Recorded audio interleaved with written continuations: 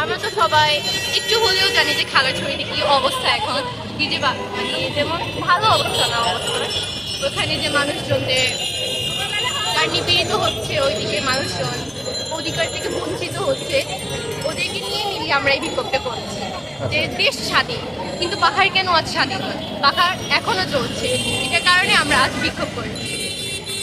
কিছু কিছু মিসআন্ডারস্ট্যান্ডিং ছিল, যে আপনারা হয়তো নিউজে দেখেছেন একজন চোর, যিনি কি বলবো, উনি চুরি করে করছিল, বাইক চুরি করে। উনি চুরিটা কে করেছে?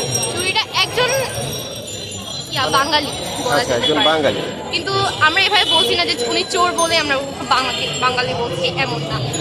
মানে চোর তো যে কেউ হইতে পারে, কিন্তু ওইদিকে মানুষজন ভাবে যে উনি যে চুরি করে বাইক চুরি করে উনার মৃত্যু হয়েছে একটা খাম্বার সাথে ধাক্কা দিয়ে, এবং এটা যখন হসপিটালে জানানো হয়, ওনাকে নিয়ে যাওয়া হয়, যে ওখানে বলে যে উনি মৃত।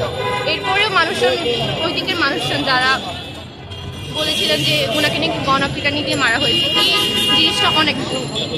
এটার কারণে হচ্ছে মেনলি এই জিনিসটা হচ্ছে যে ওই দিকে মানুষজনের সাথে ওরা মিছিল করছিল, এরপরে মিছিলের উপর কিছু আদিবাসীদের উপর হামলা করা হয়, এরপরে যা হয় তার জন্য আমরা আজকে এখানে বিক্ষোভ করছি। আর নাম হচ্ছে গুনগুন চাকমা।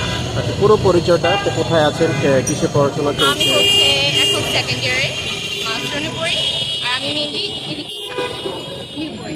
মিরপুরে। আপনার প্রতিষ্ঠানের নামটা? আর প্রতিষ্ঠানে মায়াস্টন কলেজ। Thank you.